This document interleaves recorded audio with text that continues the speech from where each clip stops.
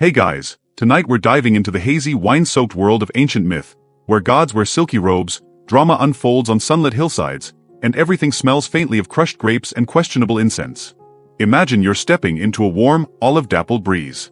Teres acicada humming somevere. Jure baref ot. Juve got novere to be. And a baby god is about to burst out of someone's thigh. Yes, you read that right. Because this is the story of Dionysus, god of wine, revelry, theater, soft fabrics, and generally just having a pretty laid-back time, until he doesn't. His myth is weird, winding, and more than a little tipsy. You probably wouldn't survive even a week in his sandals, but don't worry, you're not here to party, you're here to drift gently into sleep. So, before you get comfortable, take a moment to like the video and subscribe, but only if you genuinely enjoy what I do here. And hey, leave a comment with where you're listening from and what time it is. I love seeing the little constellation of sleepy people all around the world. Now, dim the lights, maybe turn on a fan for that soft background hum, and let's ease into tonight's journey together. You're floating back, way back, to the crisp edge of time when stories whispered by firelight became myths, and myths became religion. And among those flickering tales, none starts quite as absurdly as Dionysus. You are Semele. Or rather, you're sort of tagging along in Semele's consciousness, like a quiet breeze. She's a mortal princess of Thebes with rather elite taste in divine boyfriends. She's pregnant, of course. This is a Greek myth after all, and her child's father is Zeus. That's Zeus. Cloud hurler, swan transformer, champion over-seducer of ancient literature. Heres wer it gets complicated. Hera, Zeus's wife and eternal nemesis of other women's wombs, finds out. Naturally, she's not thrilled. So she does what any powerful goddess would do, puts on a disguise and whispers doubts into Semele's ears. Are you sure he's really Zeus? The disguised Hera purrs. I mean, if he were, wouldn't he appear to you in all his glory? Now remember, this is a terrible idea. Seeing a god in his true form is like staring directly at a solar flare while being hit with 1,000 metaphysical anvils. But Semele insists. Zeus tries to talk her out of it. She insists again. So he sighs, glows like a billion thunderbolts, and poof, Semele is reduced to a pile of ash with one half-immortal baby floating awkwardly in the smoke. Now here comes the detail you didn't expect. Zeus scoops up the unborn baby and, yes, sews him into his thigh. This is your origin story. You're small, confused, and probably wondering why it's so warm and echoey in here. After several months in the thigh of Zeus, which would be a fantastic name for a band, you're finally born a second time. That's right, Dionysus is technically twice born, earning him the title Demeter, or of two mothers, one mortal, one divine. Historians still argue whether this second birth was symbolic of seasonal renewal, fertility rites, or just the mythological equivalent of a plot twist. From there, your life doesn't exactly settle down. Hera still holds a grudge, and you, tiny divine infant, are now technically an orphan and a threat. Zeus, not exactly winning parent of the year, decides to hide you. He hands you off to Hermes, the fast-talking wing-sandaled god of errands. Hermes, being the ultimate babysitter, flies you to the nymphs of Mount Nysa, a mythical location that's been pegged everywhere from Thrace to Ethiopia to southern India. Scholars are still debating it, and honestly, so are the nymphs. The nymphs are kind. Confused but kind. They tuck you into mossy cradles, feed you wild honey, and argue softly about your sleep schedule. One of them insists on swaddling you in ivy leaves. Another starts whispering lullabies in unintelligible dialects that might just be regional bird calls. You gurgle contentedly. You grow quickly. Gods, after all, don't have to wait for puberty. They skip ahead to toga size in a blink. You're already showing signs of your future personality. You love movement. You love chaos. And you have an uncanny ability to make the air around you shimmer, as if the world itself is tipsy. One afternoon, a curious thing happens. You're perched on a rock, holding what looks like an overripe grape. You squish it. Purple juice stains your fingers, your robe, yes already, and a nearby squirrel, who now looks like a tiny royal sommelier. You laugh. The juice ferments overnight, and by morning, something new has entered the world. Wine. Okay, maybe that part's metaphorical. But the Greeks did believe that Dionysus invented wine as a gift, or a test, for humanity. It could bring joy or madness, communion or chaos. Your myth, even in infancy, hints at that duality. And of course, you don't just create wine. You embody it. You become it. You are the fizz of fermentation, the giggle before the fall, the nap under a fig tree that lasts until winter. But for now, you're still a child god. You're not yet crowned or worshipped. You're just a wandering spark in the green tangle of myth. And Hera is still watching. So Zeus moves you again. This time to the care of Ino and Athamas, your mortal aunt and uncle. They raise you in disguise, pretending you're a girl to avoid Hera's wrath. You toddle around in silk slippers, chewing on olives, occasionally turning bathwater into Cabernet. No one questions it. It's ancient Greece. Wird Kids abaunt. Eventually, Hera catches on. Her vengeance takes the form of madness. Athamas is driven into a frenzy. Ino leaps into the sea with her children and becomes a sea goddess. It's all very operatic. You escape once again, wrapped in ivy, floating gently toward your next chapter. This, you might be thinking, is not the most relaxing babyhood. But for Dionysus, it's just the beginning of a life spent at the edges, of societies, of identities, of sanity. And as you start to walk on your own, bare feet padding across dew-slicked leaves, the forest seems to recognize you. Venus lean tovat you. Birds stop mid-song. The first notes of music, flute, drum, distant tambourine, echo faintly through the trees. You smile. Because the world is about to get a lot more interesting. You grow quickly. Gods, after all, don't have to wait for puberty. They skip ahead to toga-wearing adolescence with the ease of a fast-forwarded scroll. Before long, you're toddling around the wooded slopes of Mount Nyssa, accompanied by caretakers who've collectively decided that discipline is optional and naps are sacred. These caretakers, your foster family, are a mix of nymphs, satyrs, and wild-spirited forest folk who are somewhere between divine and deeply chaotic. They teach you how to climb trees, taste-test mushrooms, questionably safe, and distinguish edible roots from ones that make you see sparkly elephants. Not that they stop you from eating both kinds. It's part of your education. You develop an early interest in vines. Not just swinging from them, but coaxing them to grow. You're maybe 4 years old when you point your chubby fingers at a bare stone and, much to everyone's surprise, a tiny green shoot curls up from a crack. Within hours, it becomes a grapevine. Within days, it's producing clusters so juicy that the satyrs begin fermenting them in clay jugs they absolutely weren't using for laundry water 5 minutes ago. Thus begins your lifelong relationship with wine. Now, you might assume a toddler god running a vineyard is the weirdest part of your childhood. But no, your real friends, your closest companions, are the animals. Birds perch on your shoulders. Foxes nuzzle your ankles. And then there are the goats.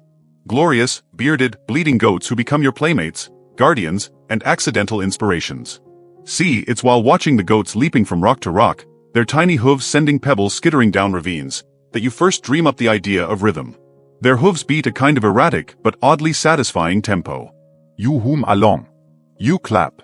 And the forest responds. Leaves rustle and sync, birds chirp in chorus, and somewhere in the distance, a satyr sneezes on beat. According to one rather fringe theory, Dionysus, the god of ritual music, theater, and ecstatic dance, got his groove from goat feet. There's even speculation that the word tragedy comes from tragoidia, meaning goat song. Historians still argue whether that's because goats were sacrificed in early theater festivals or because they were simply the original dance party animals. Either way, your legacy is hoofprint from the start. And so your early years unfold not in palaces, but in tangled glades and mossy groves. You learn to sleep in hammocks strung between trees, your dreams filled with ivy and moonlight. When storms pass overhead, the nymphs whisper stories of your true lineage. Some sei Jul el bifa maus von de. Others gently burp you and remind you not to chew on your own sandals. One particularly humid afternoon, while you're reclining on a warm flat rock, because toddler gods can lounge like Roman emperors, an old forest spirit named Silenus wanders into your life. He's portly, perpetually sleepy, and smells faintly of raisins. He takes one look at you, squints, and says, "Well, I suppose it's time you learned about the world." This is how your wandering begins. Silenus, part tutor and part drunken uncle, slings you into a sling made of leopard skin and begins carrying you across the mountain ranges. You visit remote hamlets where villagers offer you honey cakes and confused stares. You walk through dry riverbeds and hear echoes that whisper your name. You drink dew-off rose petals and learn which mushrooms make Silenus sing sea shanties in ancient Phoenician. Under Silenus' occasionally dubious guidance, you begin to shape your identity. Not just as a wine god, but as something stranger. Someting depa. A presence that dances between boundaries, of nature and civilization, madness and ecstasy, discipline and release. At night, around campfires built from wet twigs that crackle with surprising warmth, Silenus tells you about the other gods. He describes Athena, always sharpening her logic like a blade. He murmurs about Artemis, running through moonlit forests you haven't yet explored. He even warns you about Hera, your persistent divine stepmother, whose grudge is eternal and deeply organized. Keep moving, he says, every night. She kent kurse wat she kent catch. So you move.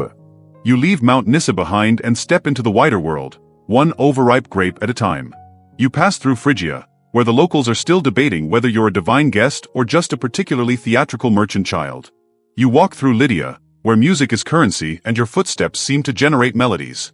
In each place, you charm, confuse, and slightly disrupt the status quo. You're still a child, but you're not just a child anymore. At a riverside village one lazy summer evening, you demonstrate how grapes can be stored in clay jars, sealed with tree resin, and then forgotten for a few weeks until they become something magical. The villagers watch, drink cautiously, and then host a 3-day festival in your honor. You wear a crown of myrtle and forget what day it is. Not all your encounters are so smooth. In one fishing town, the elders accuse you of bewitching their olive trees. You respond by smiling politely, bowing low, and causing their entire wine supply to bubble over in bright purple fountains. They change their minds very quickly. By the time you hit your godly teenage years, again, a very flexible concept, you've become a walking mystery. Some call you the god of liberation. Others, the god of madness. A few just call you that nice boy with the robe who fixed our wine press. And the robe, yes, that's important. Somewhere along your journey, you begin favoring loose, flowing garments dyed in rich purples and soft earth tones. You discover that certain silks make you feel like a breeze, while other fabrics are scratchy and offensive to your entire existence. You stop wearing anything with belts. Your signature look evolves: a robe, one shoulder out, a vine crown, and the satisfied smirk of someone who has never attended a war council and never plans to. That's how they'll know you in paintings, lounging barefoot, goblet in hand, surrounded by animals and dancers and people who aren't quite sure if they're dreaming. But for now, you're still learning, still meandering through half-remembered kingdoms and vine-choked temples. The gods above are starting to take notice. So is Hera.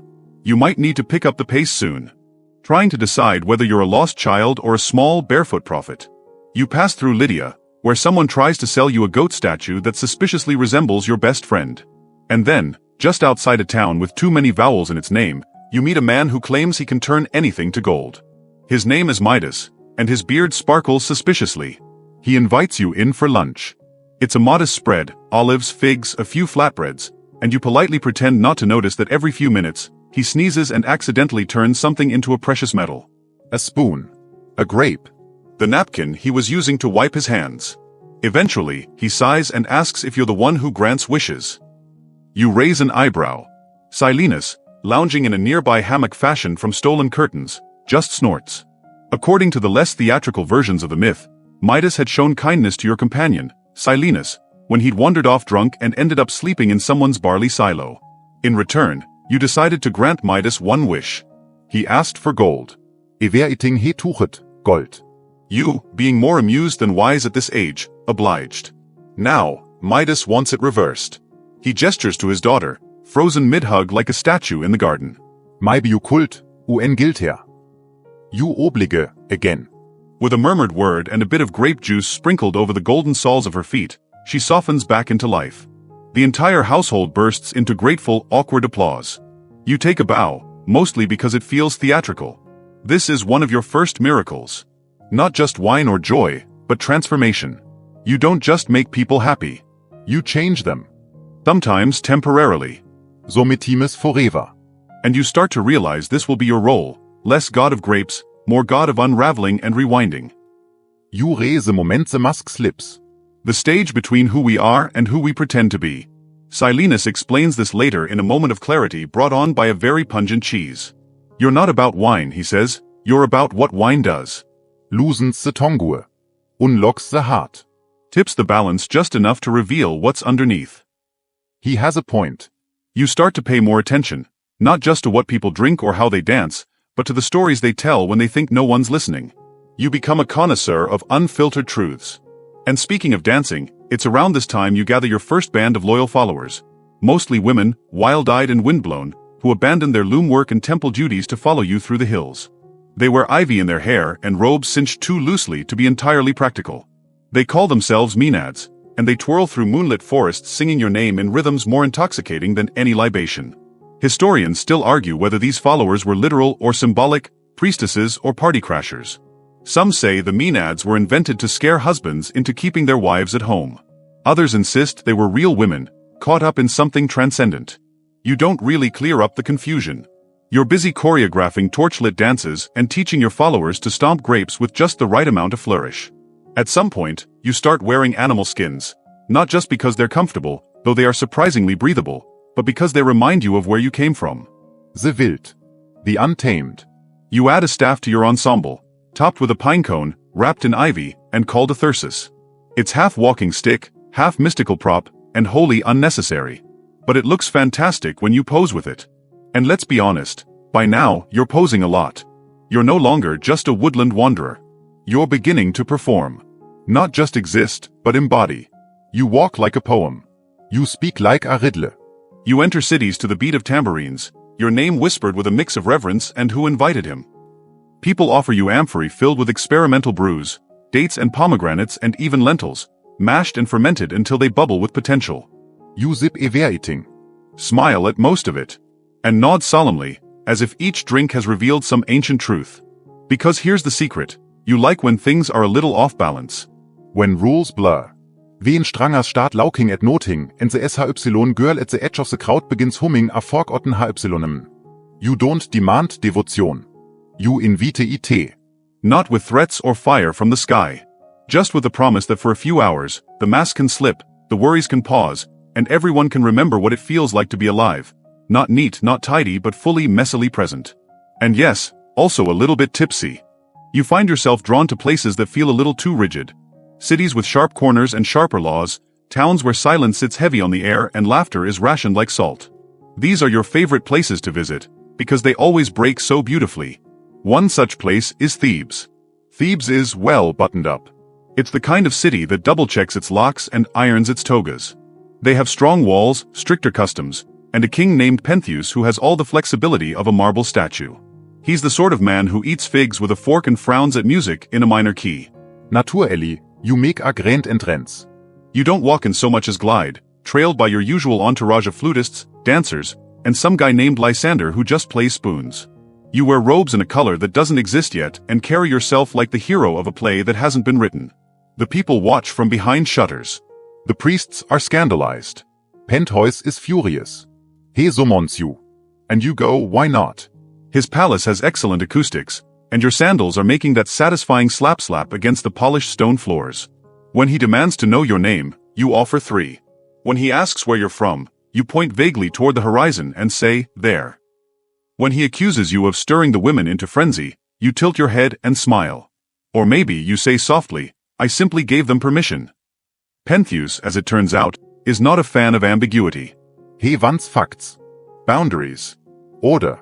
You are to him a walking contradiction. Soft robes, hard truths, dangerous smiles. He has you imprisoned. Briefly. The next morning, the palace walls have cracked. Ivy calls up through the stone. The guards are asleep, dreaming of rivers. And you regone. You don't lead through the door. You simply aren't there anymore. That's your gift, really, not escape but transformation. The ability to rewrite the scene mid-performance. But you're not done with Pentheus. Not yet. No, you wait. You let the rumors build, of women dancing in the mountains, of miracles and madness, of wine flowing from tree trunks and wolves dancing in pairs. Thebes begins to buzz with stories, and in the middle of it all, Pentheus begins to unravel. He disguises himself. He creeps up the mountain to spy on your Maenads. He thinks he can control the narrative. You let him believe that. And then, well, the story takes a turn. Now, this is the moment when many versions of the myth get intense. But we're here for sleep, not nightmares. So let's soften the lighting and muffle the screams. Let's just say Pentheus sees more than he should, becomes part of a ritual he doesn't understand, and is ultimately consumed, not by violence, but by symbolism. He represents order. You, chaos. He is the unyielding reed. You, the breeze that bends it until it snaps. Historians still argue whether this myth is about religious ecstasy, political rebellion, or something else entirely. Some say it's a warning about denying the divine. Others, a parable about the cost of repression. You just know the crowd loved it. And that's what matters. The performance. The tension. The release. You retreat again after Thebes. Not out of shame, but habit. You don't linger. Your work is the spark, not the flame. Instead, you head toward Asia Minor, where they already sing your name like a lullaby. In Lydia and Phrygia, you're greeted not as an outsider, but a returning muse. There, people dance without instruction, sleep in vineyards, and build little shrines out of things they found in their kitchen drawers. You spend time with a cult that insists your true essence is hidden in the folds of your robes. They ask you questions like, if wine is truth, then is hangover enlightenment? You answer with a riddle about raisins and then vanish behind a curtain. It's a lovely time. You travel by barge, by foot, sometimes carried by a leopard you befriended outside a very generous market. You collect masks. You write songs. You invent a festival where people throw flower petals at strangers just because it feels important. You meet playwrights and teach them that every tragedy needs at least one good exit line. You are, by now, more than just a god. You're an atmosphere. A shifting weight in the air. A scent on the wind that makes people pause and ask, what if today, we didn't do the usual? And everywhere you go, they begin to understand something. Worship doesn't have to be solemn. Reverence doesn't have to be silent. Sometimes, the divine is found in rhythm, in laughter, in the moment the mask comes off and someone says what they truly feel. And you? You are the god of that moment. You drift into Ionia like a whisper Trugauze. By now, your legend has expanded like a well-aged amphora of wine left open under the stars. People no longer wait for your arrival, they sense it. Grapevines curl with extra vigor, music takes on strange cadences, and dreams turn theatrical. You don't walk into towns anymore. You appear. Always barefoot, always laughing at something no one else heard. You arrive in Ephesus during a festival. Not yours, at least, not officially. It's meant to honor Artemis, the moonlit huntress. But by sunset, half the crowd is singing your hymns, and someone's brought a goat wearing a necklace of olives. Jure not gialus. Artemis has her domain. Silent woods. Silver aroos. Chaste Faust and wild dogs. You? You prefer courtyards echoing with dance. The clink of cups. Someone telling a story badly but with passion. Still, the encounter between you and Artemis is tense. You meet at the temple's edge, where the marble glows like bone under moonlight. She stands straight as a spear. You lean against a pillar, robes artfully disheveled. A grape falls from your sleeve. You don't pick it up. She speaks first, her voice cold and precise. You bring chaos. You smile. I bring release. You undo things. And what is a moon, you murmur, if not a constant vanishing act? Historians still debate whether this meeting ever happened. Some say it's purely symbolic, a clash of two sacred principles. Others claim it's a lost scene from a now fragmented epic. But you remember it well. You remember the curve of her scowl. The way her hounds growled when your panther yawned. Still, she lets you stay. You spend a season in Ephesus, never quite stepping inside the city, but always within reach of its breath. You teach children to dance with their eyes closed. You show an old man how to ferment honey with time and regret. You convince a group of potters to fire amphorae upside down, just to see what happens. And you sit often under fig trees, speaking softly with the wind. During this time, your followers grow. The Maenads arrive first, women in loose robes, their eyes rimmed with ash, laughter cracked open like thunder. Then come the satyrs, hooves clacking against temple steps, their flutes wheezing out half-remembered melodies. And finally, the mortals who never quite fit anywhere else. The dreamers. The quid ones. The oddly loot ones. All drawn to the sanctuary you carry with you like a warm blanket woven from impulse and myth. The philosophers notice. One, an earnest fellow named Anaximandros, approaches you with a scroll and a question. Is ecstasy a form of knowledge? You take his scroll, fold it into a paper bird, 2 centuries too early, and say, only if you're prepared to forget it afterward. He writes that down, very seriously. Elsewhere, playwrights begin weaving you into their choruses. Not as a god, but as a kind of stage direction. Enter the Dionysian element, von vrittes, meaning, let things get strange now. Let them bloom out of order.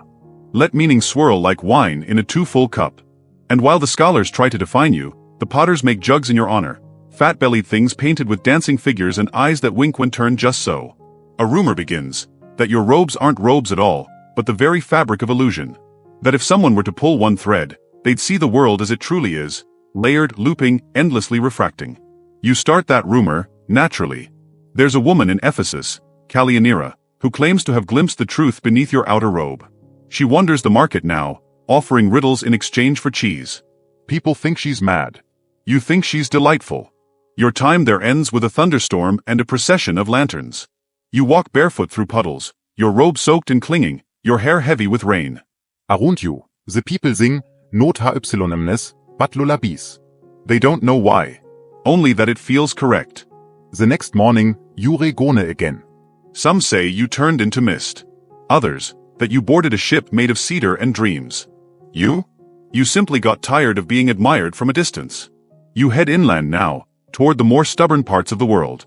Places where laughter is taxed and dancing is discouraged. Where priests speak in absolutes and masks are forbidden. You love those places. They crack the most beautifully. You tread softly now through the mountains of Phrygia, where the air tastes like minerals and memory. Each step takes you higher, farther from the warm coastal plains, and deeper into the spine of Anatolia. A place where time moves sideways and goats balance on cliffs just to spite gravity. You are searching for her. Cybele. Not a goddess of wine, but of wild roots and earthquakes. The Magna Mater. Mother of mountains. She once raised lions from her lap like kittens and taught olive trees to twist themselves into prayer. You've always admired her ability to unnerve mortals with simple kindness. Now, you seek her blessing. Your followers don't follow you here. Not really. They linger at the foothills, whispering about omens and strange echoes. They're not ready. Phrygia's spirits are older than words. You go alone. The cave is small and dark, scented with damp earth and old milk. You kneel, which isn't your usual habit. A breeze moves your hair even though there is no breeze. She speaks from the shadows. Her voice is moss-soft and bone-heavy. You wish to be more than joy. You nod. I want to be necessary. She laughs, low and rolling, like stones settling into a new arrangement. You already are. But you want Strukture for the shapeless. A mask for the invisible. You don't respond. You know she's right. Cybele steps forward. Her form is vast and undefined, like a tree seen through fog. She presses something into your hand. It's a thyrsus, a long staff crowned with ivy and a pine cone.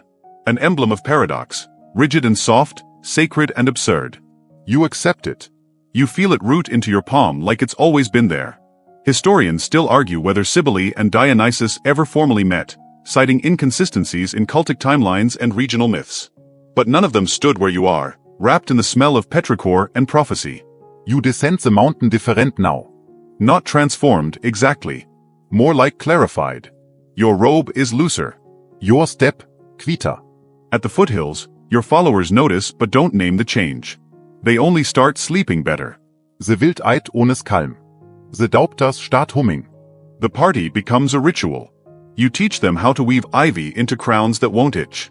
You show them how to pour Venus loli, so the sound resembles rein. You even create a new dance, low and swaying, perfect for people who've never danced before. In a village nearby, an old widow starts singing to the river each morning. She says you appeared in her dream and told her the water needed encouragement. Elsewhere, a shepherd carves your face into an apple. He eats it. Claims it tasted like stars. You make your way west again. Across ridges and rivers, your little processions gather and disperse like dandelion seeds. People know of you now, but they still misunderstand. They think you're about indulgence. But you are about surrender. They think you're about noise. But you are about silence between drums. One evening, a young woman asks you why your robe is always slightly off-center, like it's been adjusted by the wind. You answer, because perfection would be too loud. She writes that on her wall. Later, her grandchildren will mistake it for scripture. The satyrs return in droves, their jokes worse than ever. You welcome them anyway. And then come the actors. They're the newest converts, men and women with chalk on their fingers and tragedy in their pockets. They build rough wooden stages in olive groves and perform by firelight. The stories aren't always coherent, but they're always intense. You watch one performance 27 times. Each time, the lead dies more convincingly. You teach them how to use masks, not to hide, but to sharpen. The face under the mask becomes freer somehow, more expressive through the filter of fiction. Soon, theater becomes your second altar.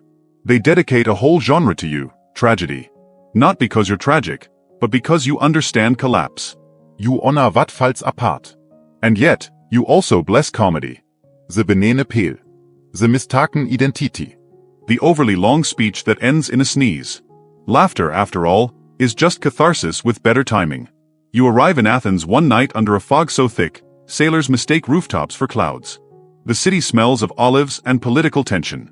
Your kind of place. They're not ready for you. But they soon will be. You step into Athens like a breeze through a shuttered room, quiet, persistent, and oddly scented of grape skins and borrowed time. The city greets you with arguments. Everywhere, people are debating. In the streets, under colonnades, on the steps of temples, even while buying cheese. You hear philosophy served with olives, metaphysics argued between bites of roasted lamb. It's charming, in a way, but tiring. So much thinking. So little surrender. You wear your robes a little looser here, as a statement. You carry the thyrsus lightly, but always visible. The ivy glows faintly in moonlight. A few children follow you around, unsure if you're a priest, a wandering uncle, or a magician who smells of late summer and promises. You smile. You don't correct them. Your first followers in Athens are actors and drunks, both specialists in pretending to feel things very deeply. Perfect. You hold night gatherings in abandoned courtyards, where the air hangs thick with jasmine and missed deadlines. People come expecting debauchery. They leave feeling strangely comforted. You teach them to chant in circles. You teach them how to weep without shame, how to stagger without falling, how to laugh while crying. Someone brings a tambourine. Someone else brings figs soaked in red wine. No one remembers who first coined the phrase, Dionysus is a friend to those who've run out of plans. Historians still debate the exact moment when you became a formal god of the Athenian stage. Some point to the establishment of the city Dionysia festival, others to older rural rites. But those are footnotes to the real story, how you made drama necessary. Not entertainment. Medicine. The city Dionysia begins as a modest celebration, a few plays stitched into a weekend of wine and prayers. But you grow it. You gently nudge the magistrates. Wouldn't more days be nice? You whisper to the playwrights in dreams, longer monologues. More ghosts. The festival blooms into an entire week. 3 full days of tragedy, 1 of comedy, and a bonus day for dithyrambs, those wild choral odes where the line between music and mayhem blurs. Your presence is unmistakable. By day, the plays unfold in the theater of Dionysus, a semicircle carved into the southern slope of the Acropolis. Thousands gather. Their sun, sweat, and seething anticipation. By night, your rites continue in the hills, under cloaks and moonlight. The actors who performed by day join your processions by night. They remove their masks to find their real faces waiting beneath. And oh, the masks. They become a sacred art. Wide-eyed expressions carved into light wood, painted in bold strokes. Each mask amplifies the voice, shapes the shadow, tells a secret. You oversee it all with a calm that unnerves the other gods. You don't demand temples or sacrifices of goats on Tuesdays. You prefer ritual to remain personal, unregulated. But Athens insists on structure. So you allow a theater to bear your name. You let them elect officials to manage your festival. Still, the robes stay comfortable. One afternoon, a priest of Apollo approaches you. He wears a golden sash and the confidence of someone who's never danced in a vineyard. You promote chaos, he accuses. You nod. I promote release. He frowns. We believe in order. You offer him wine. He refuses. You sip it yourself and say, even chaos has a rhythm. You just need to stop counting. He leaves confused. That night, you see him swaying slightly outside your gathering. Athens starts to change. More people confess dreams involving vines, masks, and your eyes, oddly kind, occasionally bloodshot. They leave grapes at your altar. Someone sculpts your likeness lounging with a satyr and a sleepy leopard. It looks just accurate enough to be flattering. A playwright named Thespis writes the first lines where a character speaks alone, stepping out of the chorus. He calls it acting. You call it courage. You bless him with a voice that never cracks and a tendency to forget which lines are real. From then on, your association with the stage is sealed. The city builds newer, grander versions of your theater. Marble rows replace grass. The acoustics are studied, refined, praised. Tourists will one day take selfies there, unaware that the stones remember your footprints. But amid all the civic pride and formal programs, you never forget the core of it. Catharsis. Letting it all out. Quietly, dramatically, absurdly. Your rites aren't about forgetting suffering. They're about metabolizing it. Making it sing, shout, stumble, and bow. Some of your followers still wear your symbols without understanding them. They think the thyrsus is a party stick. They think your followers are drunkards. You don't correct them either. Because sometimes, you are. And that's fine too. Out. That's always the goal. You understand, more than any other deity, that people carry too much. Regret and grief, desire and disappointment, the unspoken awkwardness of being alive in a world where sandals break and lovers leave. You provide a stage, not for perfection, but for letting it spill. Gently. Artistically. With a mask on, if that makes it easier. And so, the plays evolve. Aeschylus writes of vengeance and fate. Sophocles, of pride and ruin. Euripides? He practically channels your spirit, every character twitching with contradictions, every plot thread daring to unravel. His Bacchae, well, let's just say he gets you. Still, historians argue whether Euripides admired you or feared you. Maybe both. Maybe that's the only honest way to approach a god of extremes. You attend his rehearsals invisibly, lounging in the rafters with your panther and a grape in each cheek. When the chorus sings of your arrival from the east, robes flowing, thyrsus raised, you hum along. When Pentheus mocks your rights and gets torn apart by his own mother, you raise an eyebrow. Not subtle but satisfying. Meanwhile, beyond Athens, other cities start copying the formula. They build theaters, commission plays, invent their own tiny Dionysus. The idea of public emotional unraveling catches on. It turns out, everyone's exhausted. You find yourself invoked in Sicily, Egypt, even up in the cold stone valleys of Thrace where wine freezes if left unattended. There, they mix your worship with local myths. Some call you Sabazios, others Dionysus Zagrus. Your identity starts to blur, to bend. You don't mindestens. Names are just stage directions. Even the Romans get in on the act. They call you Bacchus and throw parties so wild they nearly outlaw you. Their Senate, bless them, cannot abide your comfort robes or the way your followers keep crying and hugging during what's supposed to be a state function. Still, you make it into Roman homes as a painted fresco, reclining with a wine jug and an expression that says, "Go ahead. Try therapy." One senator commissions a statue of you in his garden. You're holding grapes in one hand and a tragic mask in the other. For balance, he says. His neighbors whisper that he hosts late-night poetry readings with too many figs. You wink from the pedestal.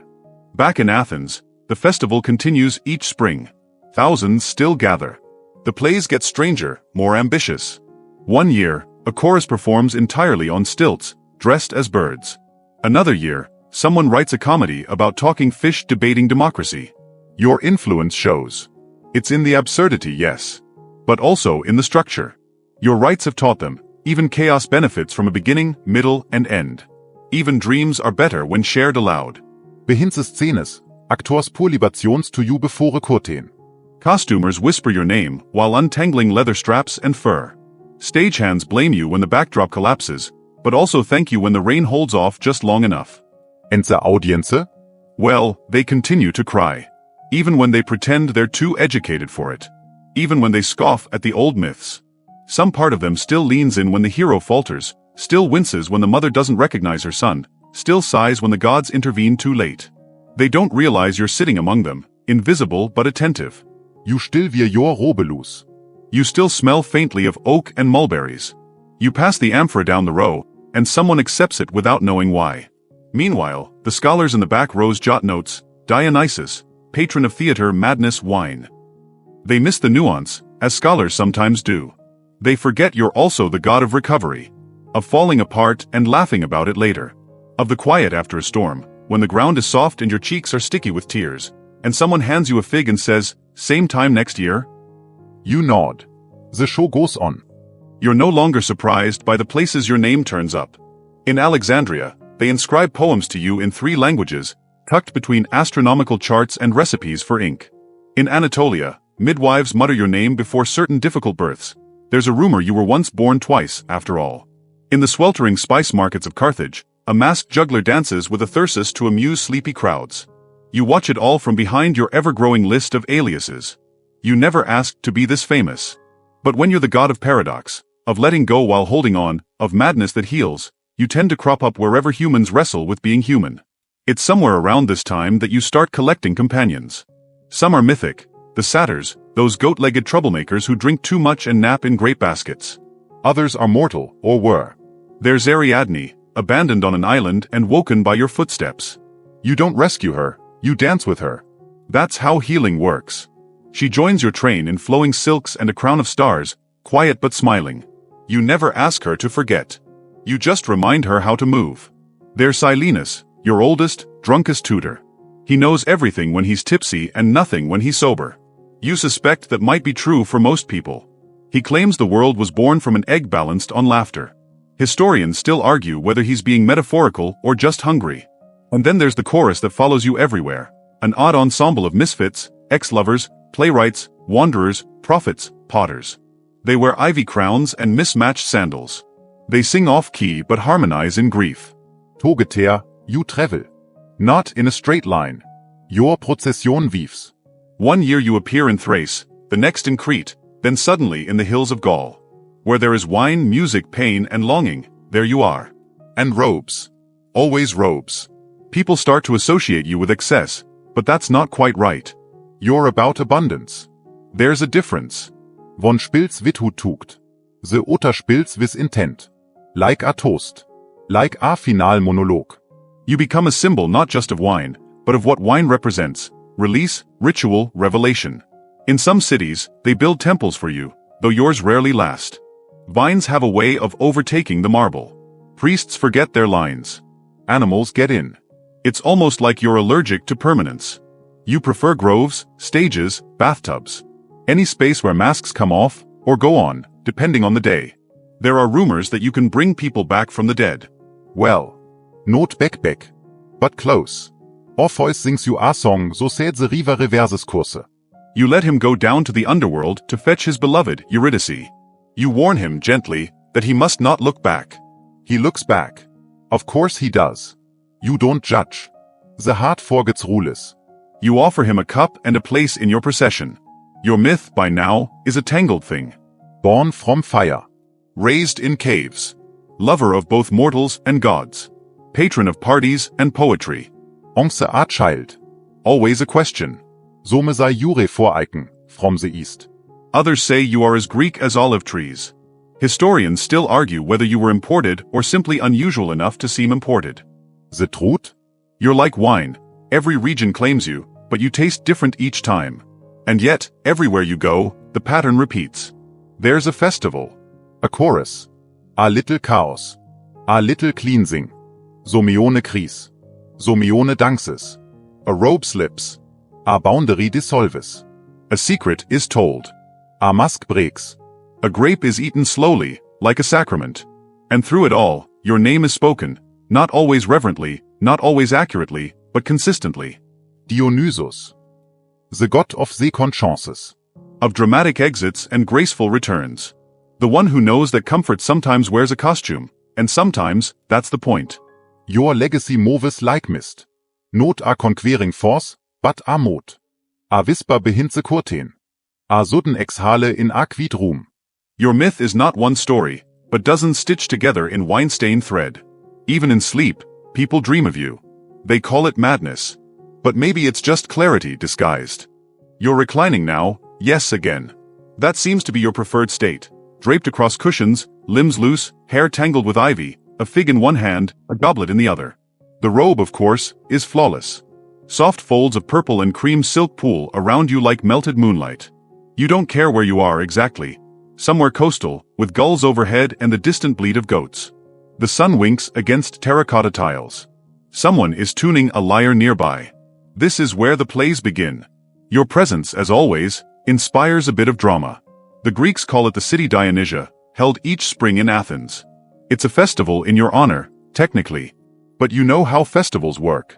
It's not really about you. It's about what you mean. Which, conveniently, no one can quite agree on. Still, they put on a good show.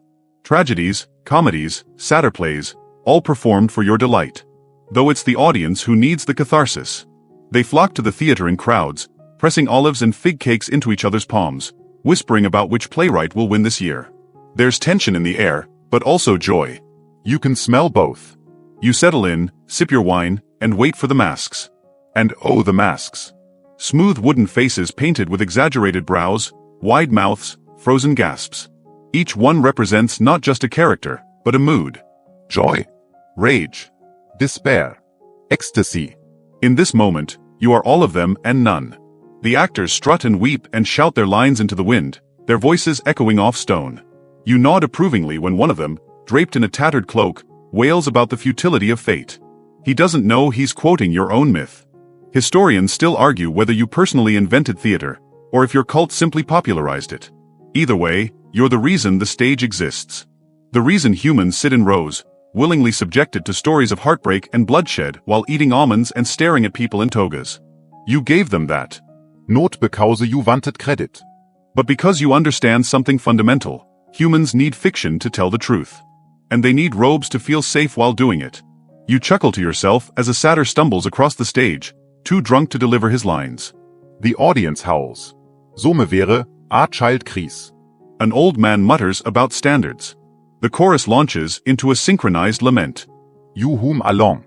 There's something deeply comforting in this chaos. Every spring, the city stops pretending to be civilized and simply feels. It cries for kings, laughs at fools, cheers for revenge, then stumbles home drunk and grateful. No von Liebes unshanget. Except maybe the actors, who are too exhausted to notice. One year, a young playwright named Euripides stages a show about women driven mad in your name. It causes a scandal. You love it. Another year, Aristophanes writes a comedy mocking your rituals. You lauk even harder. You're not above parody. In fact, you invented it. Somme wäre, backstage, the props collapse. A goat escapes. Someone's wig catches fire. No one panics. That's just theater. That's just life. You remember watching one play where a man shouted, "I am more divine than Dionysus." He was struck by lightning a week later. You didn't do it. Probably. But there's a lesson here, cloaked in grape-stained velvet. You can't fake devotion. Not forever. Not to gods. Not to stories. Not to yourself. The plays go on. Years pass. Wars come and go. The costumes get upper. The amphitheaters crumble. But the impulse remains. To gather. To pretend. To confess behind a mask. To wear a robe so long it brushes the floor and makes you feel just a little less mortal. You shifts lichtly on your cushions, wettchen the final act unfold. The hero falls. The villain repents. The chorus mourns. The curtain, well, there is no curtain. Just sky. But it feels like closure. And then applause. Loud. Relieved. A little tearful. You don't need them to worship you. You just need them to understand. It's okay to break down, if you also stand up after. It's okay to feel too much. To lauk mit Soap. To wear something ridiculous and mean it. To step onto a stage, even if it's your kitchen floor, and deliver the line you've been too scared to say. You are always one performance away from understanding yourself a little better. And maybe one robe away from feeling just right. Own living room, and declare something outrageous, something true, while your cat watches in judgment. You stay a little longer after the festival ends. The actors peel off their masks. The robes are folded away, wine spills cleaned from the stone. You wander the empty theatre. A crushed fig squishes beneath your heel. It's quiet, finally. But the drama doesn't end on stage. You step into the city again. Athens, glowing in the afterburn of applause, is messy, glorious, and more theatrical than anything its tragedians could write. Marketplace gossip is delivered like monologue. Lovers quarrel like dueling playwrights. Even children reenact their favorite scenes with sticks for swords and laurel wreaths too big for their heads. This, you think, is your real legacy, not just the art, but the attitude. Elsewhere, your cult is adapting. In Thebes, your birthplace, the worship is raw and rural. Wild dances in the hills, ecstatic chants echoing through pine groves. But in Athens? It's urbanized, stylized, a bit self-aware. The gods are adjusting to public relations. You, especially. People now debate you as a concept. Philosophers sip diluted wine and argue whether you symbolize the subconscious, the ID, the soul unshackled. Somme sei jure a metaphor for the creative spark. Others say you're just a cautionary tale with nice fashion sense. You listen in sometimes. They rarely agree. Historians still argue whether your cult practices were inherently liberating or dangerously destabilizing. Some claim the rituals gave voice to the voiceless, women, slaves, foreigners. Others say the chaos was controlled from above, a safety valve for a too rigid society. Still others insist your followers weren't seeking transformation, just an excuse to party. You shrug. Maybe all of them are right. Or none. Or both, in alternating robes. What's certain is that your presence lingers long after the amphorae are emptied. In Roman times, Your name gets Latinized, Bacchus, and your myths imported wholesale. The theater becomes an empire-wide addiction. Colosseums rise, echoing the old Greek stages, but with more gladiators and less nuance. Still, they perform Euripides. Still, they dress in flowing garments, reciting lines about fate and hubris under open sky. Even when the content changes, the cadence remains. The comfort of the familiar chape. Beginning, middle, unraveling. You, Dionysus, the robe-wrapped enabler of collective catharsis, smile softly and fade into the background. Notgone, just quita. A whisper behind the curtain. And now, centuries have passed. Modern scholars sift through shards of painted vases, trying to decode your symbols. Ivy, yes. Grapes, yes. But what about the thyrsus, the pinecone-topped staff your followers carried? Was it ceremonial? Weaponized? Dekorative? Does it represent fertility or mushrooms or some lost pun? No one knows for sure. The robes, at least, are easier to understand. Those big, cozy cloaks? They weren't just fashionable, they were functional. Long journeys, chilly temples, unpredictable rituals. A good robe helped you survive both divine ecstasy and mortal hangovers. You always knew the value of a comforting garment. There's even a fragment of poetry that says, "He who wears the purple sleeps without fear." Whether it was meant literally or metaphorically, you adore it. Especially because it implies your followers napped a lot. And why wouldn't they? Dancing all night Tages stamina. There's a moment you remember clearly, a young initiate, barely past boyhood, collapsing into sleep mid-chant. Ivy in his hair, sandals kicked off, robe askew. You knelt beside him and whispered, "It's fine." The goat snapped toe. He dreamt of theater, of wine, of riding a leopard into the sky. Maybe you planted that dream. Maybe not. But that's your gift, isn't it? The line between waking and dreaming, between performing and being, between sacred robes and bedroom sheets, it's always been soft in your world. You never demanded belief. Just participation. Just openness. Just a willingness to be swept up, silly and sincere, dramatic and drowsy. As you walk back through the now silent streets of Athens, the moon trailing behind you like a spotlight, you think about how even the most boring myth is someone's favorite story. Even the most worn-out robe can become a costume for transformation. The wine is gone. The crowds have scattered. But the theater and the comfort remain. You walk along a mountain trail now, your steps slower, your robe trailing in soft folds behind you, catching twigs and whispers. The night air is cooler up here in Thrace. You remember this path well. It used to be wilder. Louder. Back when the Maenads ran barefoot, shrieking hymns that made the owls pause mid-flight. Now, it's quiet. The leaves rustle politely. The stars blink with deliberate slowness. Somewhere below, a stream mutters to itself, perhaps rehearsing its monologue. You used to love the chaos here. The wild dances. The broken taboos. The way people let go of identity like shedding an old cloak. But tonight, you walk alone. Not because your followers have vanished, but because even gods need intermissions. In your absence, stories grow like Venus. One myth says you were once torn to pieces and reborn. Another claims you were stitched into Zeus's thigh. That one gets laughs at symposia. Imagine gestating in your dad's leg. They chuckle, swirling watered wine. But you don't mind. Birth myths are never tidy. And yours are full of drama, of course. Historians still argue whether these tales were literal beliefs or symbolic theater. Were the mysteries of Dionysus sacred truth, or just immersive performance art with very committed audiences? No one knows. You suspect even the initiates weren't sure. That was the beauty of it. The trail leads you to a small shrine. Half collapsed, moss-covered. The offering bowl is empty, but someone has left a bundle of fennel wrapped in homespun linen. You touch it gently. Someone remembers. Someone still plays along. There's a comfort in that. Use it beniat a krukt fichtri. It's ancient, perhaps older than Athens itself. Its bark is carved with names you don't recognize. Lovas, Travelas, Boret Chefherz. One of them wrote, "He saw me dancing and I disappeared." You smile.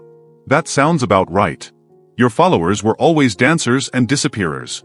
Girls who couldn't sing in temples but could howl in forests. Men who wore robes not meant for them, who twirled until they forgot their jobs, their families, their gender, their grief. That was your promise. Forget the scripts you were handed. Improvise. See what happens. And yet, for all the chaos, you always offered structure. Rituals had choreography. Masks had roles. Even madness had a rhythm. You weren't about destruction, you were about transformation. Drama, not disaster. The world often confuses the two. You lie back, arms crossed behind your head, the fich leaves filtering moonlight like stage lights Druckgauze. A nightingale begins to sing, off-key, but trying its best. You think about that time you turned a group of pirates into dolphins. They had tried to kidnap you, of course. They didn't realize the sleepy young man in the nice robe was a god. Classic Mistake. You gave them flippers, a second chance, and a long swim home. People call that story a warning. You think of it more as a costume change. You've always liked dolphins. They dance, they play, they never apologize for being too much. Much like your theater. Your plays, the ones your cult sponsored, had rules but also room to breathe. Actors wore exaggerated masks not to hide, but to express. Lud grief, lud joy, lud confusion. Emotions too big for the body to hold. You gave them a container, a chorus, a robe, a script with just enough silence. And when the audience wept or laughed or shifted uncomfortably, you were there, in the breath between lines, in the rustle of tunics, in the collective gasp. Drama was never just entertainment. It was therapy before therapists, catharsis before clinical language. The Greeks knew this. That's why they sat on stone benches for hours, watching tragedies unfold slowly, inexorably, like molasses down marble. They didn't want speed. They wanted release. And that's why you're still here. Because even now, thousands of years later, people still need robes and roles and rituals. Still need to shed their day-to-day selves, if only for a moment. Still need gods who don't demand perfection, just presence. You close your eyes and listen to the Fichtri Krieg. In the distance, a shepherd sings a lullaby to his goats. You half recognize the tune. Maybe he learned it from a grandmother who once danced on this very trail. Time folds like linen. The robe slips lichtly off your shoulder. You don't bother fixing it. Comfort has always been your brand. Don't bother adjusting it. The night air is soft now, like the hush before a curtain rises. You let the robe slide, exposing one shoulder to the moonlight. It feels theatrical, in a lazy kind of way. The fig tree shifts again above you, its leaves whispering lines from a forgotten tragedy, one that maybe never had an ending. Some wäre belose Hills, a festival stiers. Torches flicker like fireflies caught in the act. Faint music wafts up, pipes and tambourines, awkward but earnest. You smile. They're trying. That's what matters. They're still rehearsing the rites, even if they don't quite remember the script. It reminds you of the city Dionysia, the grand festival held in your honor in Athens. Days of performances, processions, and polite drunkenness, all to celebrate you, the only god who arrived late to Olympus and still managed to steal the show. You always were good at entrances. Scholars today marvel at how the entire city would pause for your theater. Banks closed. Trials were suspended. Even the most cynical bureaucrats would sit through 6-hour tragedies in stiff tunics, wiping tears with embroidered sleeves. And the plays, oh the plays. Aeschylus, Sophocles, Euripides. They weren't writing for applause. They were writing because they had things to say that could only be said through drama. Los, hubris, the gods, cruel jokes. Your kind of material. You were always there, hidden behind every mask. Of course, not all your performances were on marble stages. You remember the mountain rituals, the true beginnings of theater. Before scripts, before props. Just people in animal skins, dancing around bonfires, improvising tales about nature and longing and the odd revenge fantasy. Historians still argue whether these rural Dionysian rites were proto-theater or sacred revelry. You like to think they were both. Because in your world, sacredness and silliness were never far apart. Take the satyrs, for instance, half goat, half man, fully ridiculous. They danced between scenes in the early plays, poking fun at heroes, lifting the mood after too much tragic weeping. They were comic relief and philosophical reminder, don't take it all so seriously. The satyr plays are mostly lost now. Only a few fragments remain, lines about wine, mischief, and badly timed directions. But you remember the energy of them. The way the audience would finally exhale, laughing through their tears, grateful for the release. That was your true role, not just god of wine or theater, but god of transitions. Between sadness and joy. Between the mundane and the mystical. Between man and beast, robe and mask, waking and dreaming. And the robe. Let's talk about the robe. Soft linen. Deep purple. Loose and flowing in a way that makes you feel like yourself, even when you're pretending to be someone else. You were never one for armor. You preferred something breathable. Something dramatic but comfortable. A robe that says, I might lead a procession or take a nap. I haven't decided. It wasn't just fashion, it was philosophy. Because comfort is underrated in mythology. Everyone talks about bravery and sacrifice. But you? You champion softness. Cozy fabrics. A little chaos. A lot of consent. You gave your followers permission to feel good. To gather under the stars and chant weird songs and forget their duties for a while. That was revolutionary. Still is. Back in Athens at your festival, people wore their nicest robes, draped just so. You always appreciated the effort. Not for vanity, but for intention. When people dress for transformation, they become more open to it. That's why your priests wore ivy crowns. VHY your processions carit sacred fa lucis vithutschemme. It was all part of the act. Part of the unmasking. And yes, you still find it funny that one of your symbols is literally a giant decorative penis on a cart. Not very subtle. But then again, subtlety was never your brand. You were about feeling. Immersion. Rituals that didn't just instruct, they enveloped. You rise slowly from under the fig tree, brushing bark from your robe.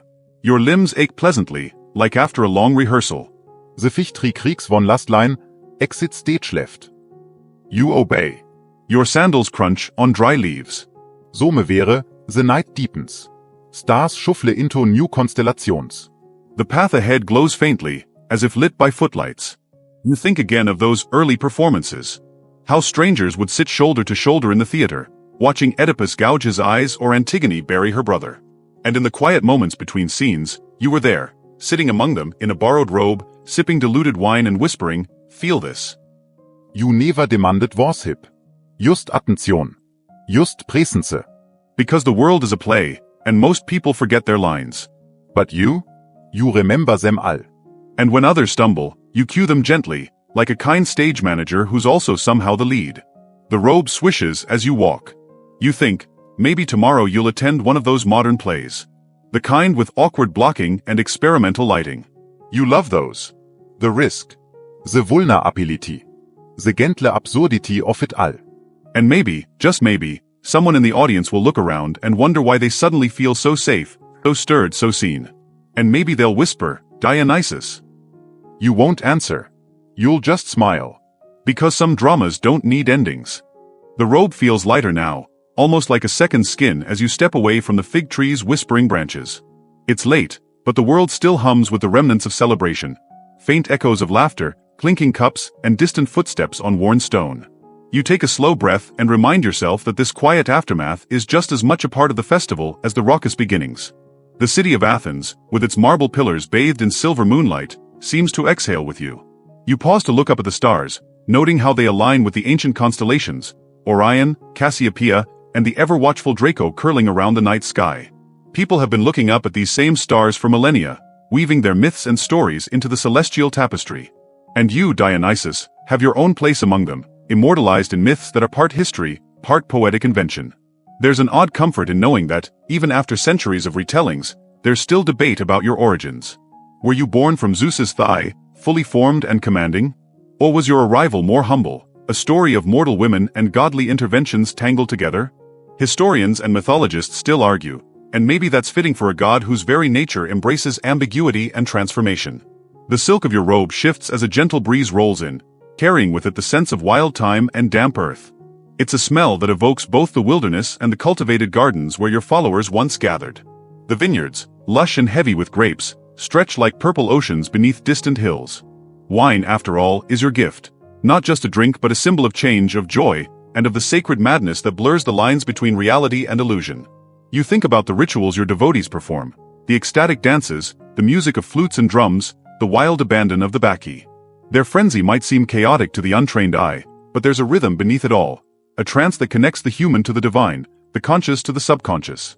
It's a dance that challenges societal norms, inviting participants to step outside themselves and glimpse the mystery beyond. Of course, these rituals haven't always been welcomed. Ancient playwrights like Euripides wrote cautionary tales about those who fall too deeply into your spell. The story of Pentheus, the Theban king who opposed your cult and met a tragic, if peculiar end, remains a favorite example of the risks involved. Yet, even in tragedy, there's an element of release and revelation. Historians continue to debate whether these myths served as warnings or celebrations of the boundary-pushing freedom you represent. As you continue your stroll through the quiet streets, your thoughts drift to the comfortable robes worn by your priests and priestesses during ceremonies. These garments are more than just clothing, they're symbols of identity, of belonging to a community that honors both restraint and wildness. Soft fabrics dyed in deep reds and purples remind everyone of the dual nature of existence, the balance between order and chaos, sobriety and intoxication. You smile, thinking of how modern theater costumes owe a subtle debt to these ancient robes. The layers, the draping, the ease of movement, all designed to let performers slip into other lives without losing themselves entirely. Your influence on drama is profound, a reminder that storytelling is both a craft and a kind of magic. Nearby, a stray cat pads silently across the cobblestones, pausing to sniff a discarded grape. You watch it with mild amusement, remembering that animals, especially those associated with fertility and wilderness, have always been part of your lore. The leopard, the goat, and yes, even the humble cat, are all threads woven into the fabric of your mythos. The night deepens, and the city's pulses los. You find yourself near the theater of Dionysus, where centuries of performances have unfolded under the open sky. It's a sacred space, not just for entertainment but for transformation. A place where stories become rituals, and where you, the god of drama, are eternally present. You reach out to touch the rough stone walls, feeling the weight of history and the countless footsteps that have passed here. The air is thick with memories, and as you stand there, you know that your story is still being told, in whispers and in roars, in silence and in song. The robe around your shoulders seems to glow faintly in the moonlight, a symbol of your enduring presence. It's a reminder that comfort and drama, softness and spectacle, are not opposites but partners in the dance of existence. And as you turn to leave, you carry with you the gentle hum of the night, the promise of new stories, and the quiet reassurance that some myths are never truly done. The city's quiet streets stretch ahead, bathed in the gentle glow of dawn's first light. You walk slowly, your robe still softly brushing the cobblestones, as if reluctant to leave hint the weight of the night stores. There's a peacefulness in the early morning air, a soft coolness that soothes and invites reflection. This is the time when myths settle into memory, and the mind begins to untangle the threads of the day's narrative.